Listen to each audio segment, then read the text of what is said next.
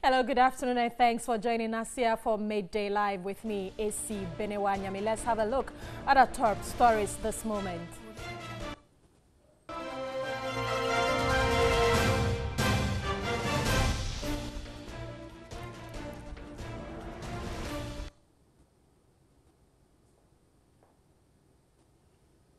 Fisher folks along the country's coast blame the perennial premix challenges and fast depletion of fish stock to what they say are needless politicization of issues in the fisheries sector. The Petroleum Commission of Ghana advises oil and gas companies in the country to exhaust the capacity of local banks before looking up to the international market when sourcing funding for their businesses.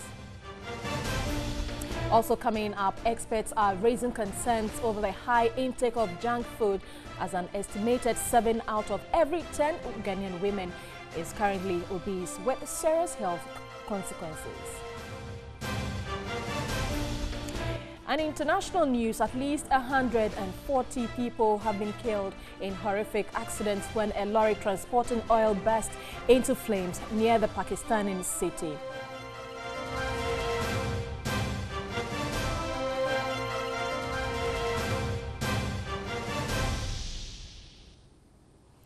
We have these stories and many more coming up in the next 1 hour. Let's look at our very first story. And fisher folks along the country's coast are demanding an end to what they call over-politicization of issues in the sector. They contend challenges in the industry, including the perennial pre-mix distribution challenges and the fast depletion of fish stock, are as a result of needless politics.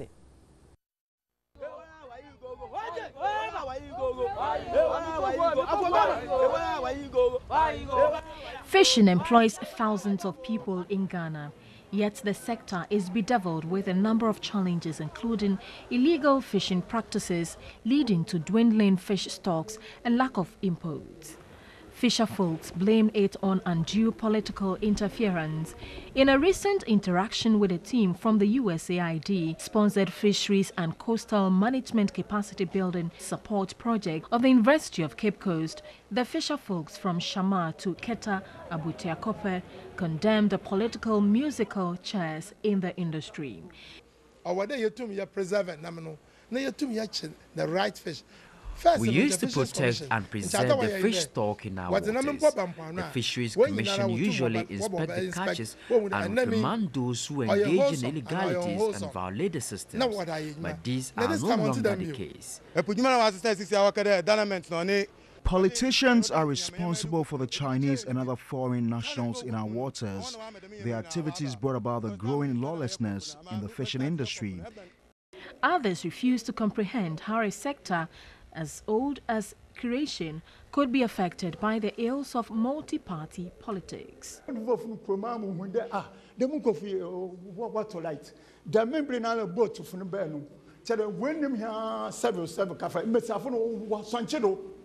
We have to lay all the blame at the doorstep of our political leaders. I was in Côte d'Ivoire when the light fishers invaded their waters. They were forced to leave territory that same day. But that does not happen here in Ghana. Politicians harbor and shade wrongdoers at the expense of us who are doing genuine things. The chief fisherman of Axim, Nana Kofi Bentel, was again worried premix fuel, which is to serve all fisher folks, has been polarized politically, that it has become a winner-takes-all in some cases. There's a clear policy on premise. Over there, the chief fisherman. Traditionally, chief fishermen were automatic heads of premix food, but the system has been hijacked by politicians who decide what must be done. They sack every committee member after every election and put their friends and cronies in charge. We must seek a better way to address the challenge rather than calling for its abolishment. Those causing the confusion must be identified and dealt with. The Fisheries Regulations, LI 1968, and the Fisheries Act 2002, Act 625 prescribed measures for conservation, management and development of fisheries and aquaculture.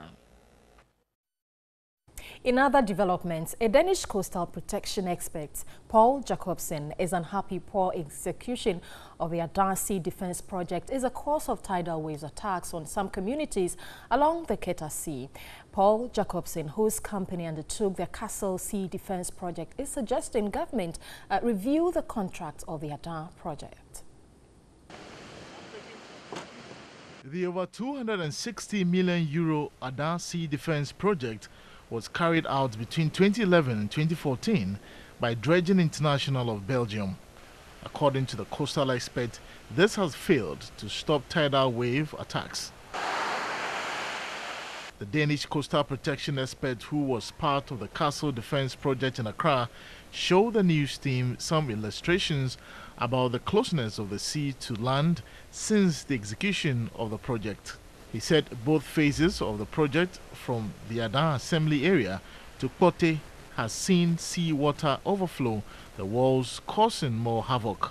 In February last year, the spit was 800 meters long outside in the river, and now it's 50 meters.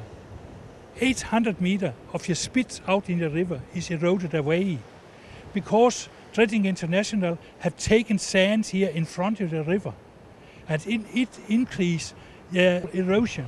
20 million cubic meter water run in the river from low tide to high tide.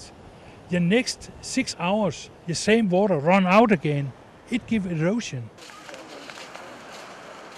The ripple effect, he claimed, is the cause of tidal distraction to most communities along the Keta Sea. He suggested government should review the contract, arguing something is not right. Yeah, that project must be redesigned because when we go north here, all the sand is washed away north of the assembly house. The beach nourishment is washed away here 1 year later, and it have taken 30 to 40 meters behind the groins today. And that is the next point we will take a look. He wants an immediate short-term measure taken to mitigate the situation, or more communities will be wiped out within the next 3 months. From Adar, Nana Kwekwedia for TV3 News. To health now, an expert says 7 out of every 10 women in Ghana are obese. That situation is likely to worsen due to the high intake of junk food. The regional director of the Ghana Health Service, Dr. Linda Vanotu, gave the figure at a food bazaar organized by nutritional experts here in Accra. The rate at which people are becoming obese and diabetic is mainly associated to the inability of people to engage in physical activity, bad eating habits and genetics. Health experts fear the increase in obesity in women could affect their economic livelihood. Therefore, the need to bring together stakeholders to help increase nutritional levels in women. Member of Parliament for Klote Koli, Dr. Zenato Rawlings, was concerned about why Ghanaians do not see locally produced foods as an alternative to foreign foods when it is more nutritious. We've gone into this fast food cycle, which is ignoring a lot of our local dishes, which actually provide the nutrients that we need. You know, you have children now who are, you go to places and the children are drinking soft drinks all the time or eating lots of sweet processed foods. And there are things here that are fresh, that are natural, which will actually make them healthy. The regional director of Ghana Health Service, Dr. Linda Vanotu, was worried about the neglect of local foods whilst people spend time to eat what their system is not used to. So obesity, it is increasing in the country. You look at even young children.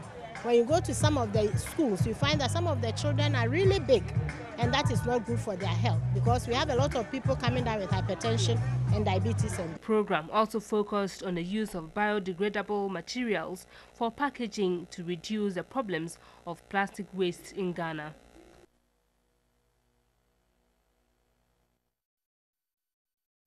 And roads linking communities in the Yenswano constituency of the eastern region have become death trap. The over 20 miles road network has become unmotorable, making life uncomfortable for both residents and motorists. Sarah Paku filed this report. It took the news team over 30 minutes to cross the 3-mile stretch between Otuase and Krabokese, all in the eastern region.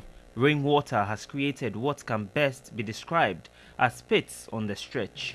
The only readily available transport for residents of Afreji are motorcycles, popularly referred to as Okada. It took close to 2 hours before the crew sighted a vehicle approaching the community. The poor road network is also affecting the economy of the community, whose main source of livelihood is farming. The residents complained of the unavailability of markets for their produce because of the bad nature of roads. This has made the cost of living very expensive for them. Because of the bad nature of roads, we don't get buyers for our produce. Hence, all the cassavas end up rotting. As expected, the drivers are unhappy about the road. We need help. The roads are bad. They blamed the incumbent member of parliament for the area, Samuel Ayepe, for being insensitive to their woes.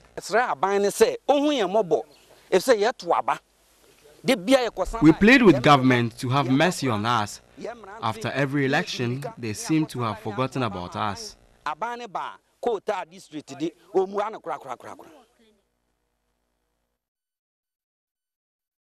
Teaching of Information Communication Technology at Enchisa DA Primary and Junior High School has received a boost following the donation of some computers to the school. Headmaster of the school, Samuel Ado, receiving the items, expressed confidence the pupils' performance in ICT will improve.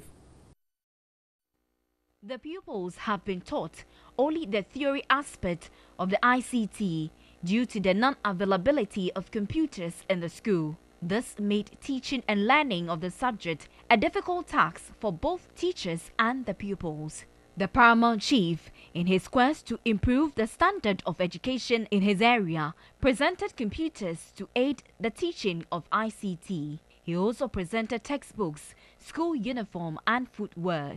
The Obonguman Hene, Nana Odro Apenten Dakwa III, assured the school of his continued support. The headmaster of the school, Samuel Ado, was optimistic that the computers will improve pupils' understanding of the ICT.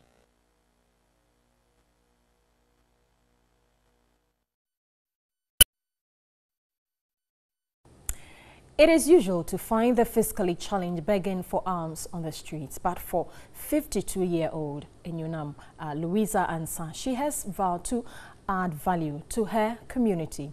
In the following report, Sarah Paku takes us through the life of Enyonam, who is armless but continues to defy the odds. Born armless, 52-year-old Enyonam is determined to effect change in the lives of the people around her despite her disability. To her, disability is not inability. Enyonam is happily married with 2 children. As a successful English teacher for the past 27 years, she aspires to be a beacon of hope for the hopeless around her. Like any other able person, she also tries to do her cooking and attend to her calf the best way possible.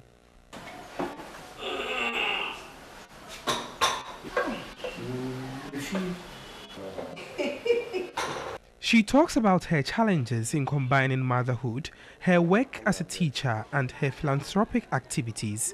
Enyonam has been able to intervene by helping provide water in her community. With the help of foreign aid, she has been able to construct well to supply the whole community with water.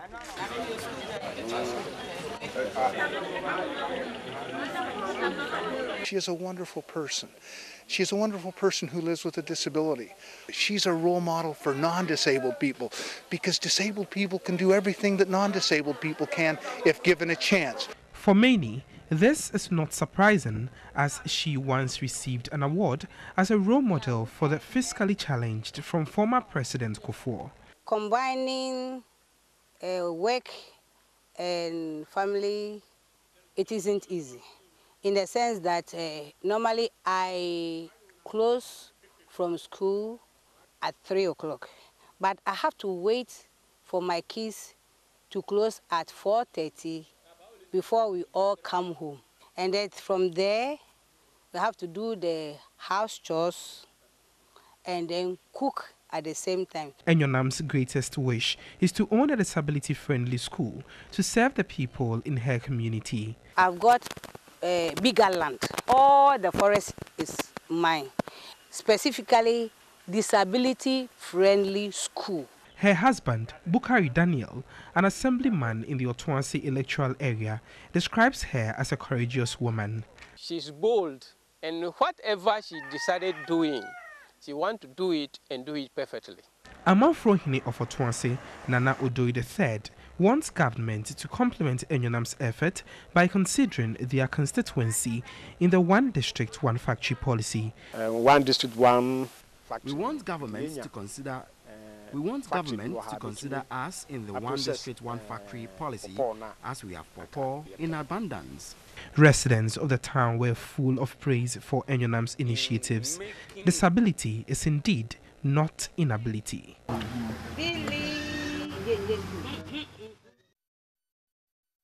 Very touching story over there. Let's do security issues now. And the ruling this week by Ghana Supreme Court over the unconstitutionality of hosting 2 ex-Guantanamo Bay detainees brings to the fore several issues.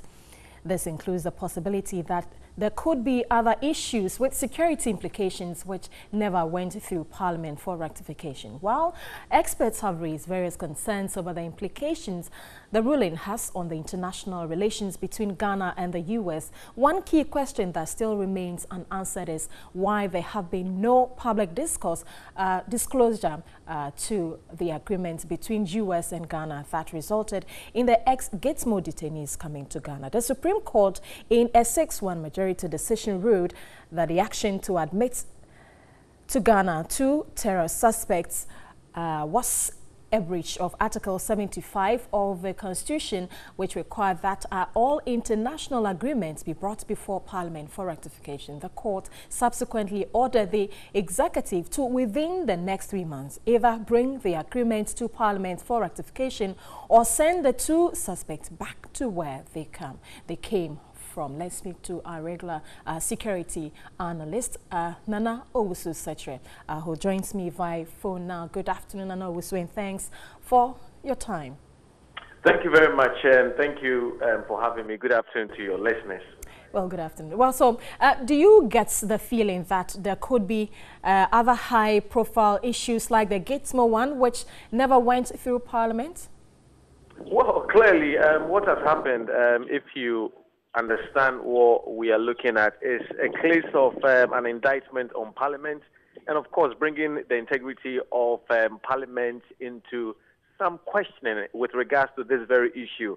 I was asking myself, and I keep on asking myself, so there was a provision like this that we never sought to when the issue of Gitmo 2 came up 1.5 years ago, and we are now having to go back after what, 1.5 years? I mean, could it be not that we have other issues that are similar like that have passed under the bridge, under the water, and we haven't dealt with it? And this, for me, raises the issue of insecurity, especially where institutions are not proactive, where institutions are not strong, where institutions are not going through due process or due diligence.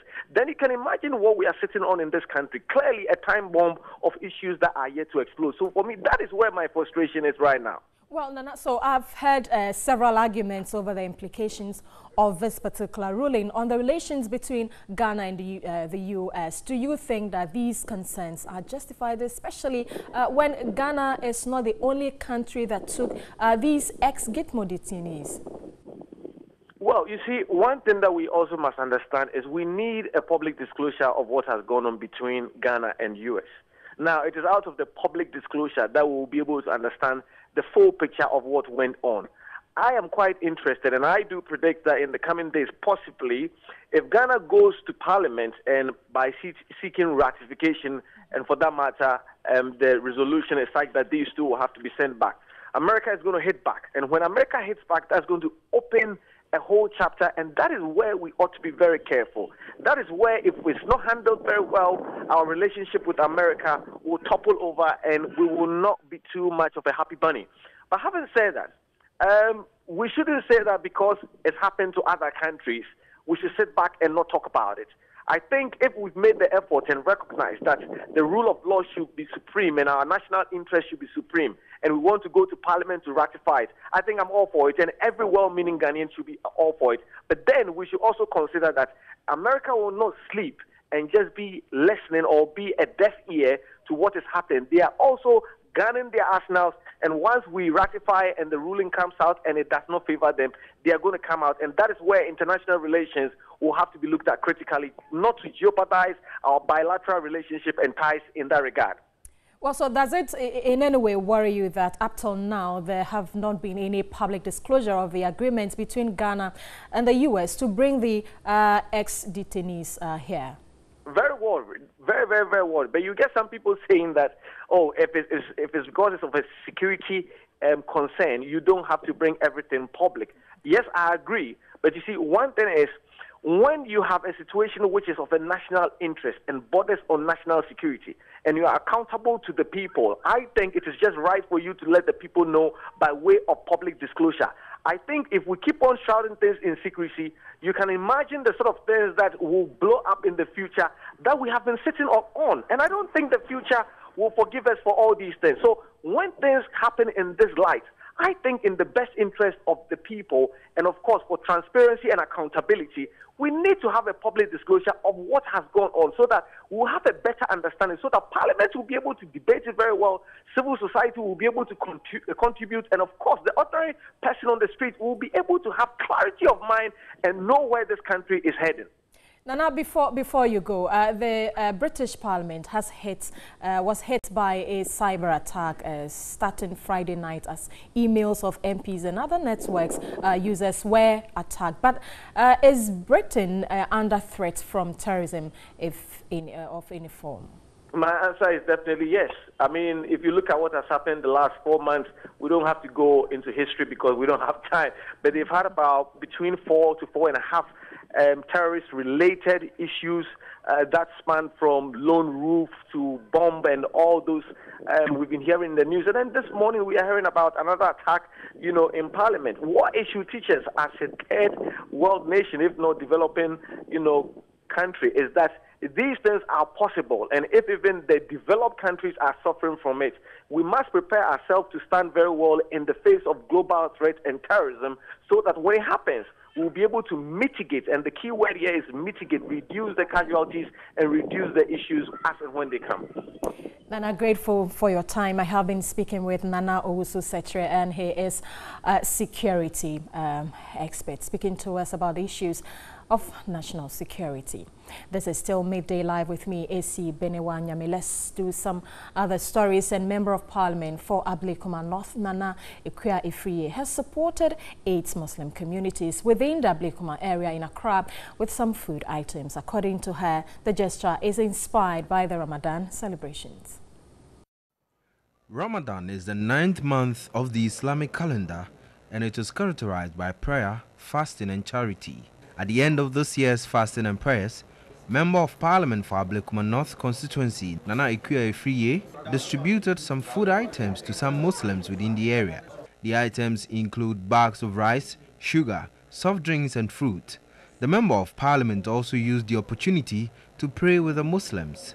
She was confident the intervention will aid the less privileged after the fasting period. Ghana especially, we are very happy that we are living with our Muslim brothers in peace and harmony, and we pray that it will continue, that we should, so that some other countries will emulate us and live in peace with us. The Imams expressed their gratitude to the MP and implored others to replicate the gesture.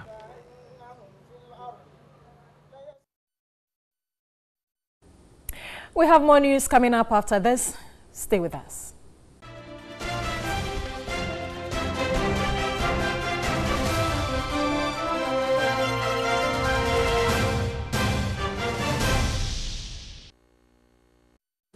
Thanks for staying with us. And a human resource lecturer at Central University has cited misguided career path as a major setback for the unemployment rate in the country. Michelle Akomia is therefore cautioning Ghanaians not to mount excessive pressure on students for them to choose their career. Ghana has been grappling with increasing rate of graduate unemployment over the years. However, several interventions by successive governments in tackling the phenomenon have been unsuccessful. Inadequate training and the lack of employable skills are the bane for the unemployment rate in Ghana. At a career conference in Accra, a lecturer of human resource management at the Department of Business School in the Central University, Michael Akomio Forinto, charged students to make judicious use of their time to attain academic excellence. We did this program so that with the upcoming generation, students will have knowledge as to the kind of courses they are going to read, the courses that they are reading, and the kind of career or profession they want to pursue in future. The forum, which is under the Finding Future project, seeks to empower the students to good career choices. Speakers at the forum took turns to emphasize on the relevance to chart the right career path. Project Director God's Gift Friday Obuje is hopeful the initiative will inspire young minds for best career path. We have lots of Ghanaians who are doing extremely well in their various professions, and then we have lots of students in high school and beyond who don't even know who to be like, who to look up to. So this conference is seeking out to connect these two parties together.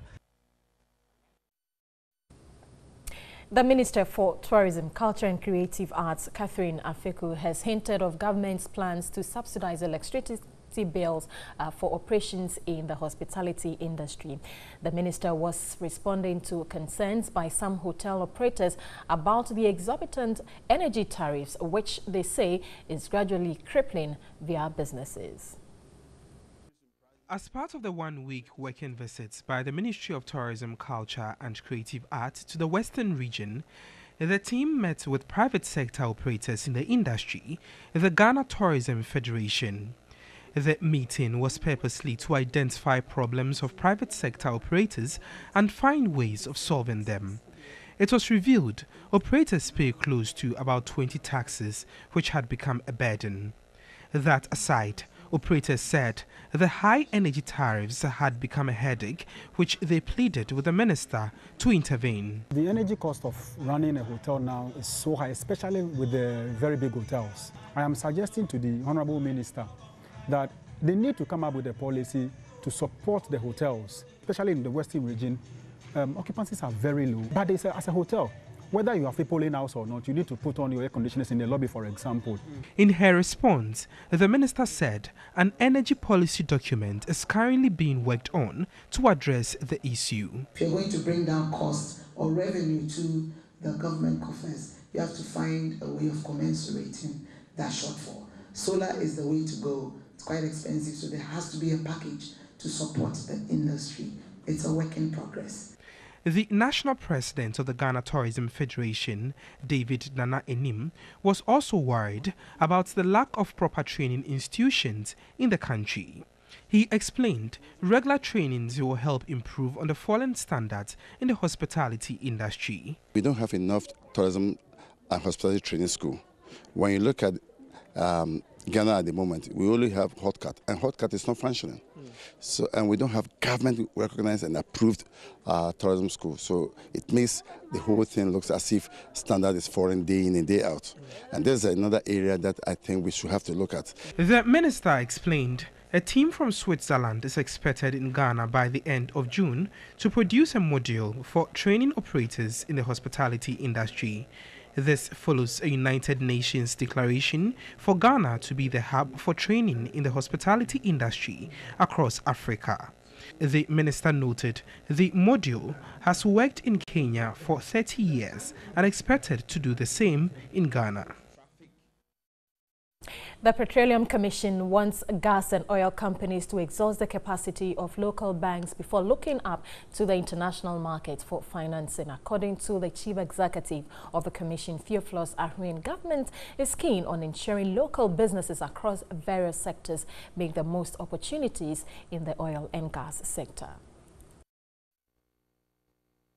In November 2013, Parliament passed the Petroleum Local Content and Participation Regulation to help integrate the sector into the economy. The insurance industry has worked through a consortium to ensure all insurances in the industry are placed locally and reinsured to the international markets. Our objective is to ensure that we are not just receiving royalties and taxes from the sector.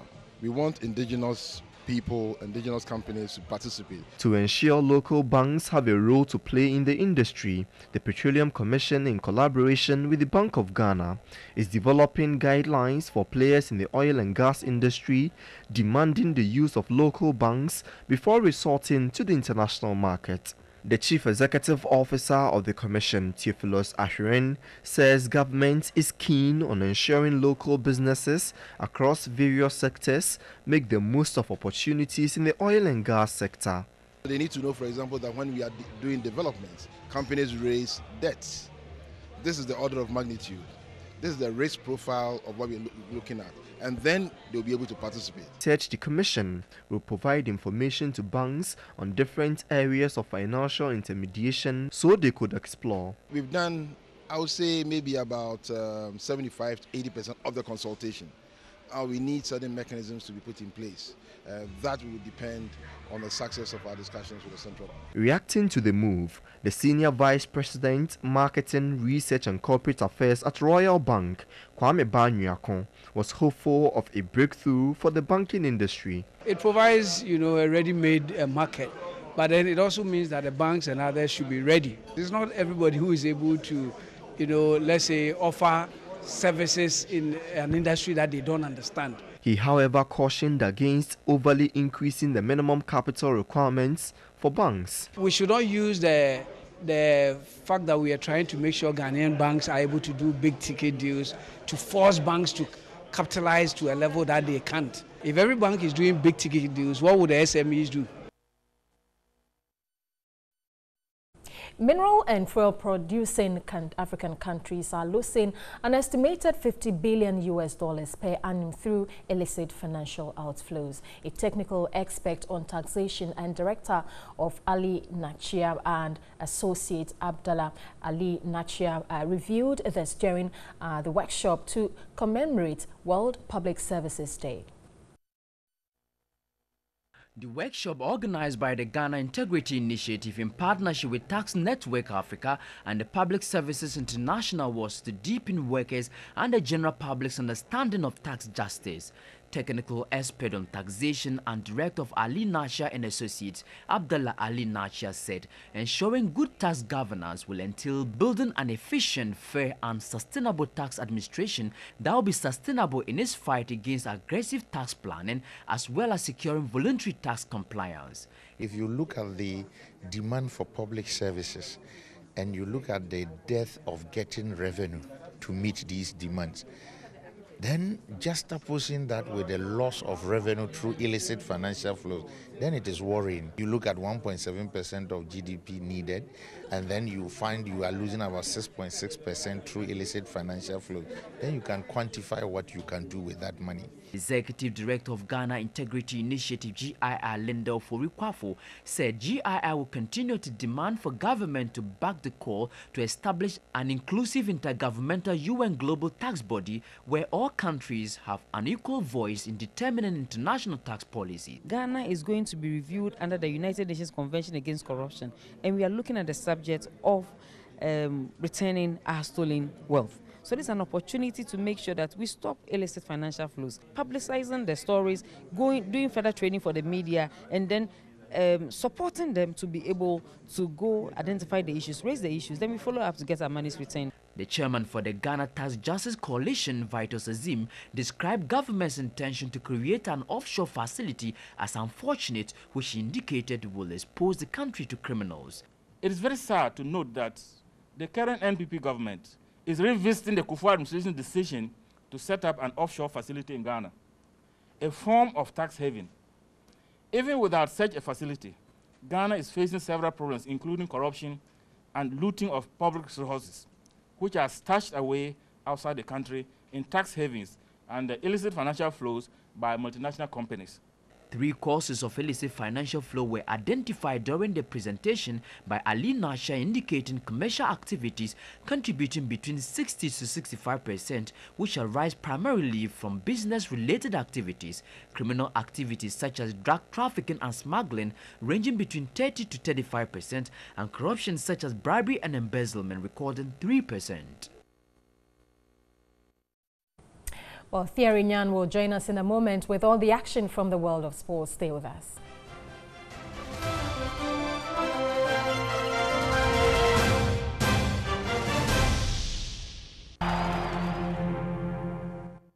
It's time to bring you all the latest in the world of sports with me, Thierry Nyan. Now, we start off with the Black Stars, where Ghana's senior national men's team will start training in Houston on Sunday ahead of the friendlies against Mexico and the United States. The Black Stars arrived in Texas on Saturday evening after traveling out from Accra on Friday night for the 2 matches to be played in Houston and Connecticut.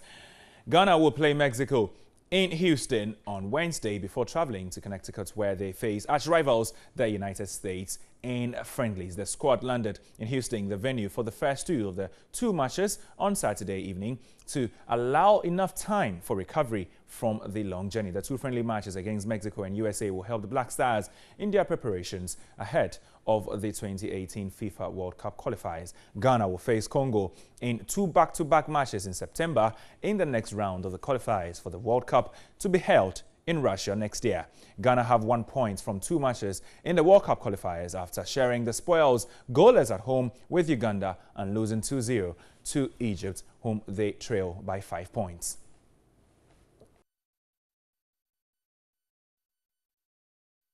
All right, so we move away from the Black Stars, who still remain in football, and go straight to the Ghana Premier League. The Porcupine Warriors, Kumasi Asante Kotoko, began match day 19 with much delight as they move a step closer on the Ghana Premier League table, to the top position after they defeated defending champions Wild Stars by 2-1 at the Yara Sports Stadium. Obed Owusu broke the deadlock of the game to set the stadium ablaze, after he provided a wonderful header to put their home team ahead. The dominance of Kotoko continued in the second half to seal the victory. But in other results, or fixtures, I should say, Bolga Stars will face Wafa. Tema Youth will play Diana Stars. Great Olympics will host Liberty Professionals in an Accra Derby. Brekum Chelsea will play Ebisuat Dwarfs, and then Bichim United will come up against Midday Sporting Club. Ashanti Gold will face Inter Allies. Elmina Sharks will come up against Accra Giants. Accra Hearts of Oak.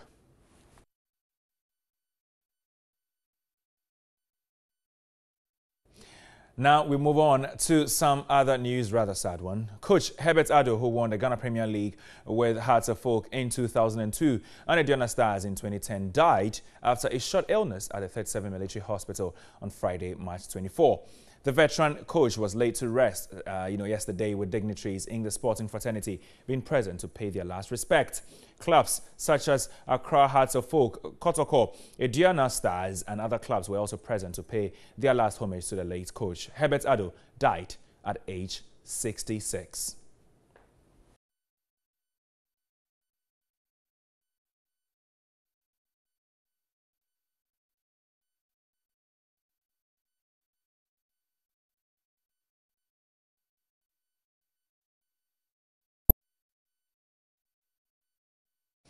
To some international football now, and we visit Russia, because that's exactly where the tournament that precedes the World Cup is happening. I'm talking about the FIFA Confederations Cup. Now, yesterday, there were 2 games that were played that wrapped up Group A. Mexico came up against Russia, and the host nation have been dumped out of the competition, sadly. New Zealand also lost to Portugal by a lofty 4-0 results. Cristiano Ronaldo bagging one of the goals in there, which effectively means Portugal and Mexico are through to the next round of the competition. New Zealand and Russia are out. Now, today, there are going to be 2 more games in Group B. Chile will play against Australia. Germany will also face Cameroon. And these are going to be some cracking games for Australia and Cameroon, because they are 3rd and 4th respectively in Group B and would need wins to push further up, but that seems unlikely, coming up against the South American champions Chile and world champions Germany.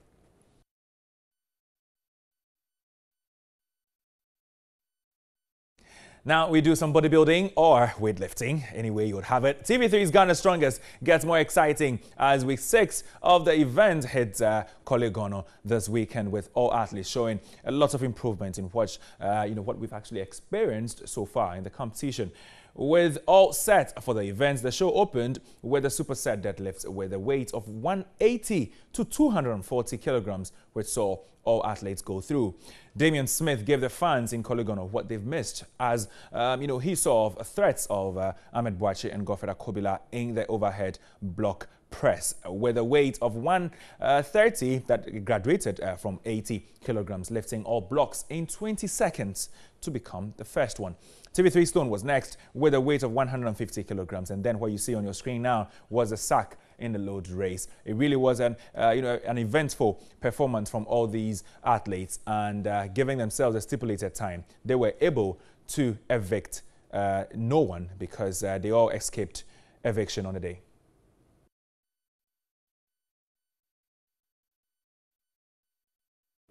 And in entertainment this afternoon, hip-hop rapper Daddy Opanka says 90% of Ghanaian weddings are fake. According to him, true love has become very rare. Hence, these days, his new song, Wedding Car, which advises on marriage and weddings. He spoke to our reporter, Brenda Luthrot.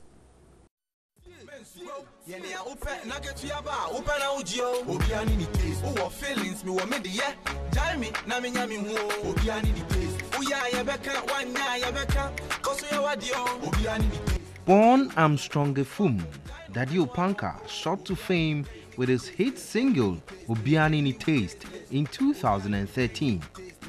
The Tema-based rapper continued to thrill his fans with hit songs like Hajia and Mepenosa.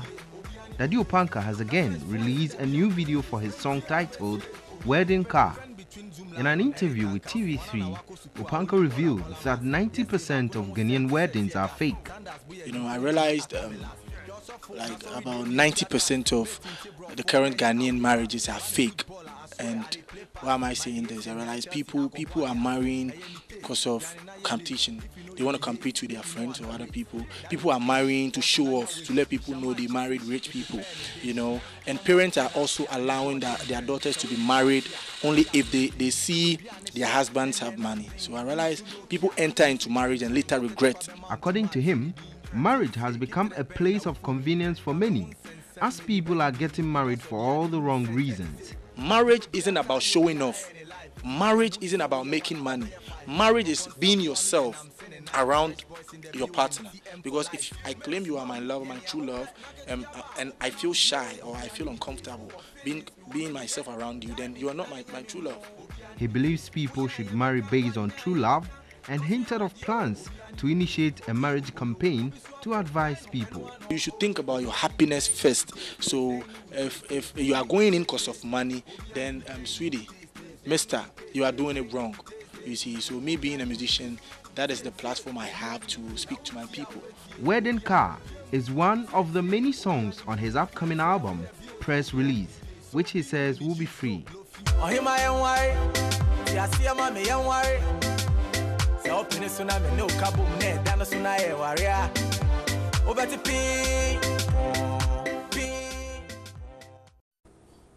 Well, interesting one over there. That's all we have for you by way of news this afternoon. Thanks for your time. My name is AC Benewanyame. Have a good afternoon.